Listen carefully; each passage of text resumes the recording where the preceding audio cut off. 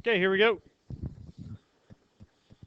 We start off with the idea of higher derivatives. So today we're going to look at not just first derivative, but also second derivative, third derivative, so on and so forth.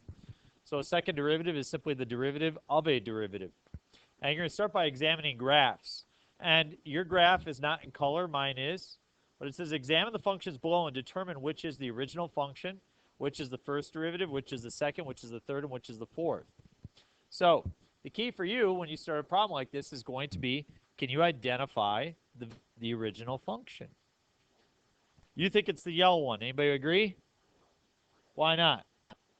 Why could it not be the yellow one? Okay, gold. Why could it not be this one?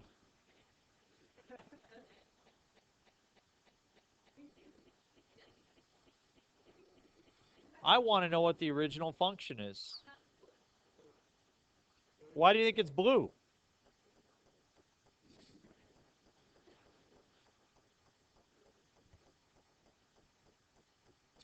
Okay, the derivatives go down by a power, but if you consider that, remember that 1 over x, the derivative will result in a something over x squared. The derivative of that will result in something over x cubed. And without a doubt, those do have that kind of behavior. So, it's going to be difficult for us to really identify, the degree of the equation or anything of that nature. The fact is that we just want to be able to know what is the original. And there are some keys here that can point it out to you.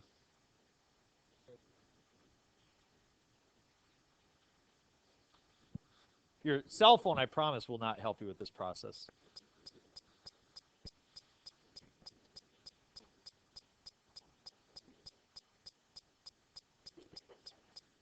Maddie's right, it is blue. Now tell me why.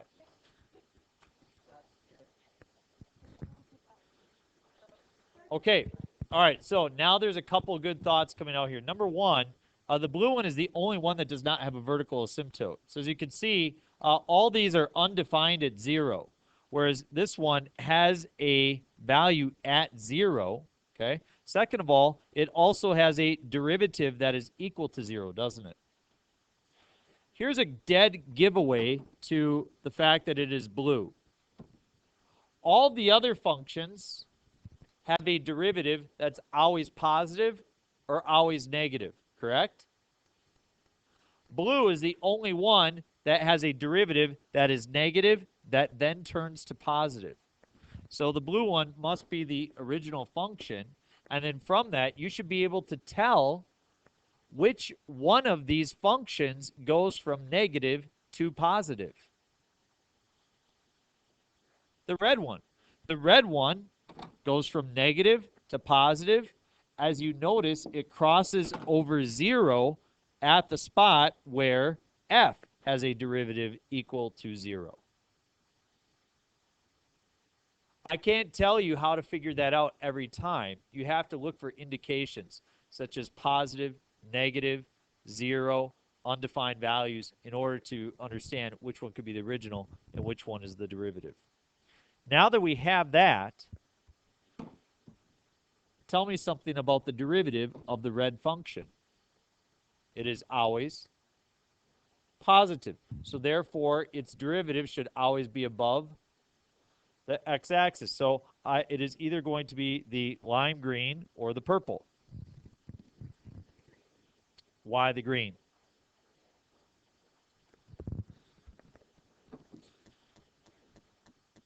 Let's look at this point on the red function right here at about 1, 1. What would you estimate the slope to be at that spot? About 1. And so the green function has a height of about 1 right there, whereas the purple function has a height of about 3 right there. You see that? So I would say, again, that lime green function is going to be the derivative of the red. So that will be f double prime. Tell me something about the derivative of f double prime. It is always negative. Therefore, its derivative should be below the x-axis. So you can see that this gold function, or whatever you'd like to call it, is going to be f triple prime. Tell me something about the derivative of f triple prime. It is always positive, so its graph should always be above the x-axis.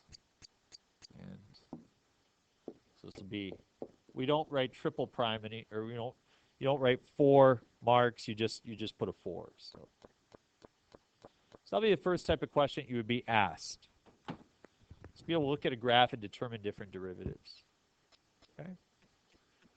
Now let's look at an algebraic representation. We just want to find the first and the second. Well, this is easy. F prime of x is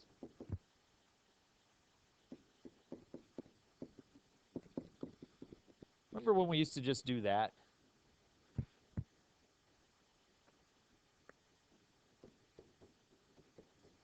F double prime is then.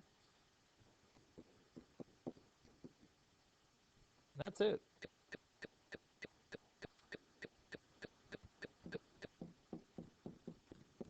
How about here? How would I find f prime of x? Chain rule.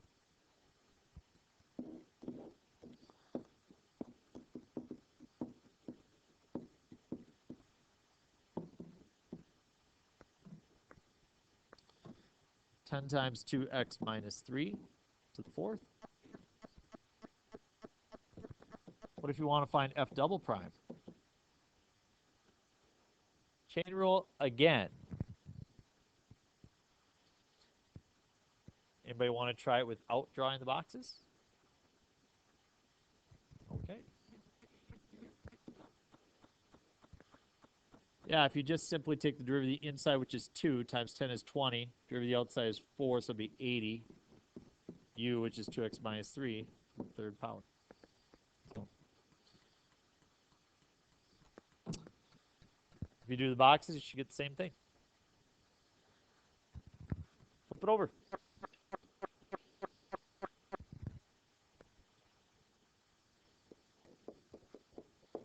Here, I do have to use the chain rule.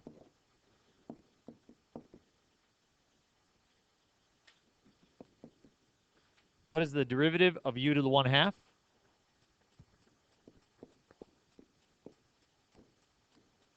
And the derivative of 2x minus 3 is 2.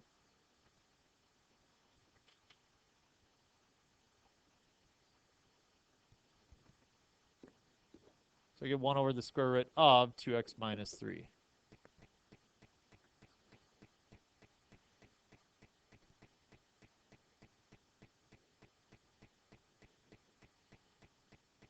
When you multiply them together, the 1/2 and the 2 will cancel. I'll be left with 1 over the root of u, which is 1 over the root of 2x minus 3. So if you do f double prime of x, I could use the quotient rule. But I don't want to use the quotient rule. What could I do instead? Chain rule, I'll have 2x minus 3. What is on the outside? U to the negative 1/2. Squared in the denominator, yep. So the derivative of u to the negative 1/2 is? I'm going to raise negative 1 over 2u to the 3/2. Derivative of 2x minus 3? 2. Multiply them, the 1/2 and the 2 will cancel, but I am left with the negative 1 in the numerator. And then in the denominator, I have 2x minus 3 to the 3/2 power. Yep.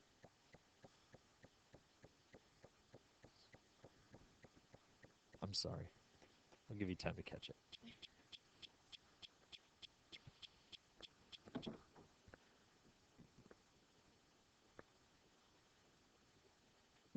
All right, let's try one that's just slightly more challenging.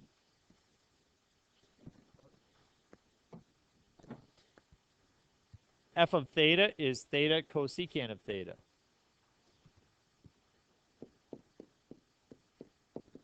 What rule do I need to use? The product rule. Derivative of theta. 1 times cosecant of theta. plus or minus, depending on whether it's positive or negative, but of theta times what's the derivative of cosecant?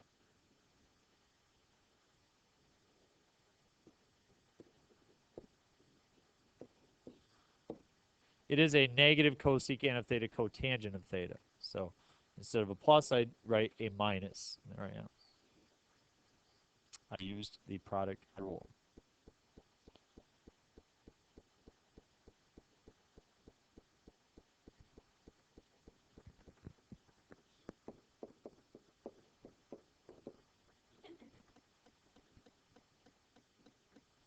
You tell me, folks. Good idea, but because it's not a composition, it's just product. So a product rule, I have three functions multiplied together, don't I? I have theta, cosecant of theta, and cotangent of theta. I could, but then I would still have the product rule in the product rule. You could just be done and skip the problem. No.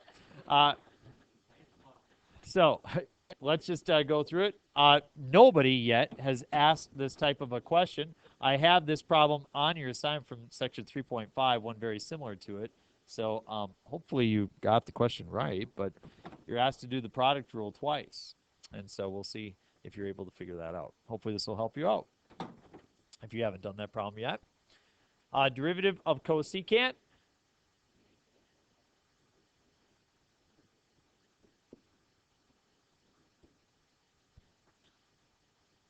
I'm taking the derivative. I'm starting with the derivative of cosecant. The derivative of cosecant is negative cosecant cotangent. And again, you need to have those memorized for the test. I'm choosing the red to be F and the blue to be G. But I haven't dealt with that yet. I just took the derivative of cosecant. Is everybody okay? All right. Minus. Now, I have to do F prime G plus G prime F. So I'm going to start with F prime. I have to use the product rule, right? So let's use the product rule. What's the derivative of theta? 1 times cosecant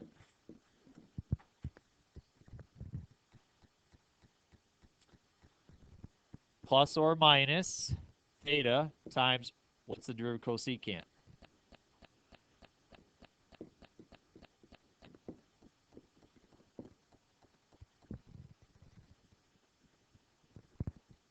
So I just did F prime. F prime times G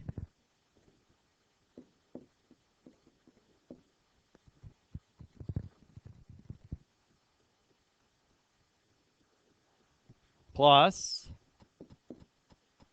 G prime. What's the derivative of cotangent? Negative cosecant squared of theta times G. What is G?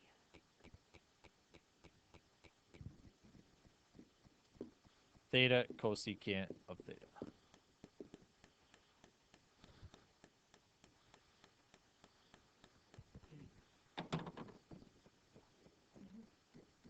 Well, we could clean it up just a little bit. So F double prime of theta is that negative cosecant of theta, cotangent of theta.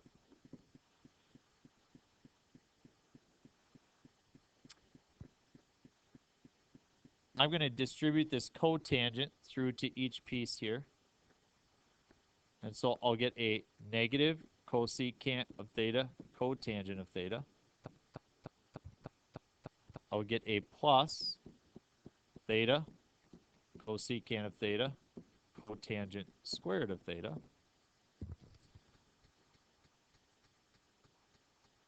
And I will get a plus cosecant cubed of theta times a theta. Yep.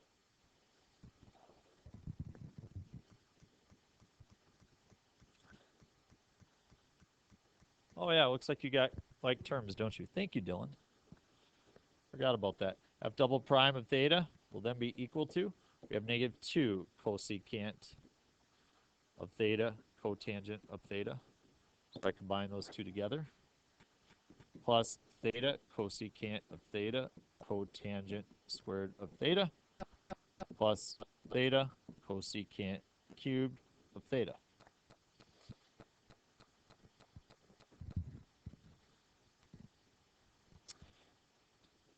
Beauty is in the eyes of the beholder, and I think it's real pretty. The red was the F.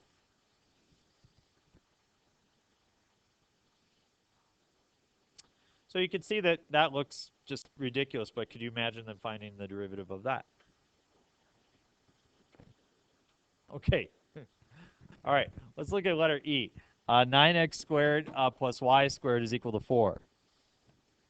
I want to find y double prime. This will take us up till lunch. First, I must start by finding y prime. How do we find y prime? If I get y alone, I'll have a square root. Derivative using implicit differentiation, which is what we learned yesterday. Derivative of 9x squared.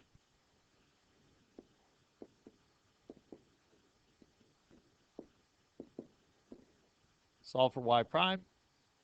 2y prime is equal to negative 18x. And therefore, y prime is equal to negative 9x over y. That was no big deal, right? So let's find y double prime. In order to find y double prime, what rule do you have to use? The quotient rule. What's the derivative of negative 9x? Negative 9 times the bottom, y, minus the top, plus 9x, times the derivative of the bottom.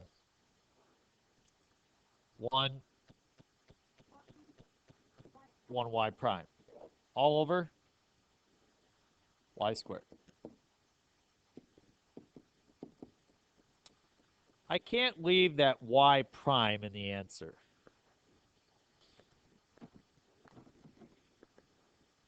What's that? I'm using the quotient rule given y prime. So now, this says y prime.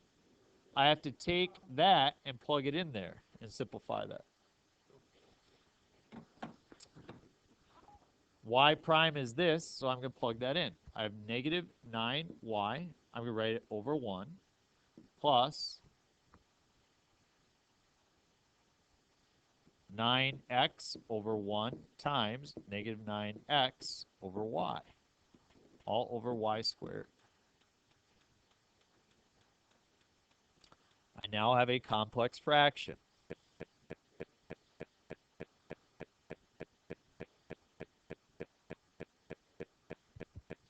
I'm going to need common denominators, won't I?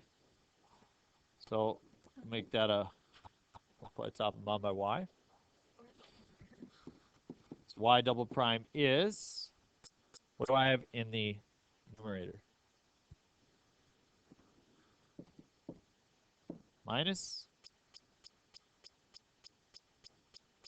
81x squared over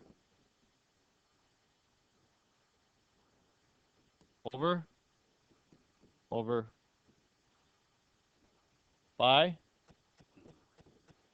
and I end up with y cubed in the denominator.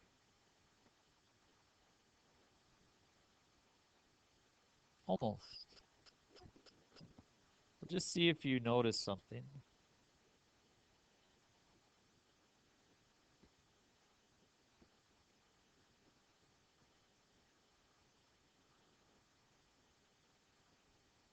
There's a reason why I factored it. Do you see it? Somebody. Yeah.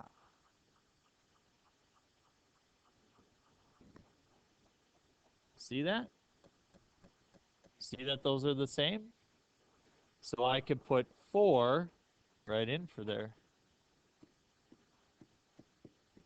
Isn't that awesome? No. No, you need to come up with the negative 36. With like ellipses and circles, yes, it'll work out all the time. The green. Okay, so Kelsey, y squared plus 9x squared is equal to 4.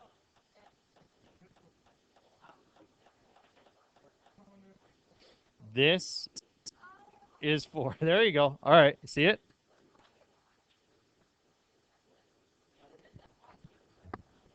Whoa, whoa, whoa, whoa, whoa, hold on. This is negative 9 times 4.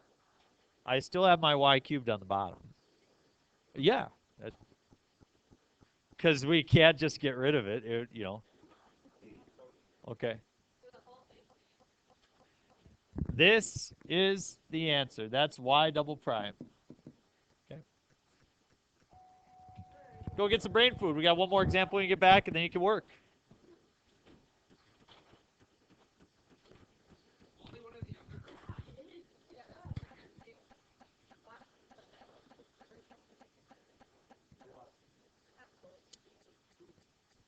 Let us apply our knowledge of first, second, third, and fourth derivatives to real-life situations.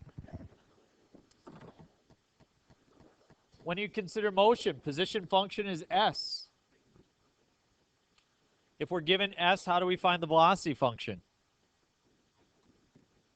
Take the derivative. The acceleration will be the second derivative, or the derivative of the velocity. Some people are confused about what acceleration means. If I am holding steady at 60 miles per hour on my way home, what is my velocity? 60. What is my acceleration? 0. Suppose I am approaching a stoplight and I am slowing down. Is my velocity positive or negative? Positive. Is my acceleration positive or negative? Negative. Okay. So the jerk will be S triple prime, which is, ooh, wow. We will not talk about that term. It won't come up in your in context of the AP exam. So, but your book does refer to it. So it says the equation of motion for particles given right here. Find A, the velocity function, the acceleration at t equals 1, and C, the acceleration with the velocity equal to 0. So I'll start with A, okay? The velocity is equal to what? What is the velocity function? 3t squared. Okay. B says the acceleration at time equals 1. Well, first I need to know the acceleration function. 6t minus 12. So the acceleration at time 1 is negative 6 what? Meters per second squared. Because position is meters. Velocity is meters per second. Acceleration is meters per second per second. And so if you were to multiply by the reciprocal, you can see how you get meters per second squared. Right? Okay. And then part C says the acceleration with when the velocity is 0. Do I know when the velocity is 0? Set the velocity equal to 0. 0 equals 3 times t squared minus 4t plus 4.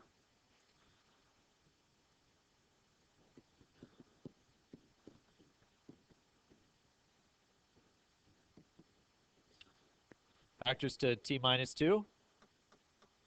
So the velocity is equal to 0 at time equals 2.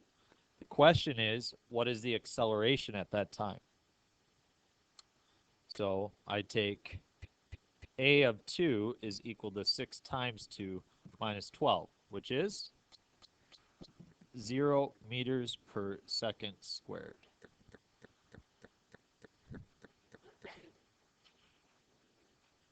Yeah?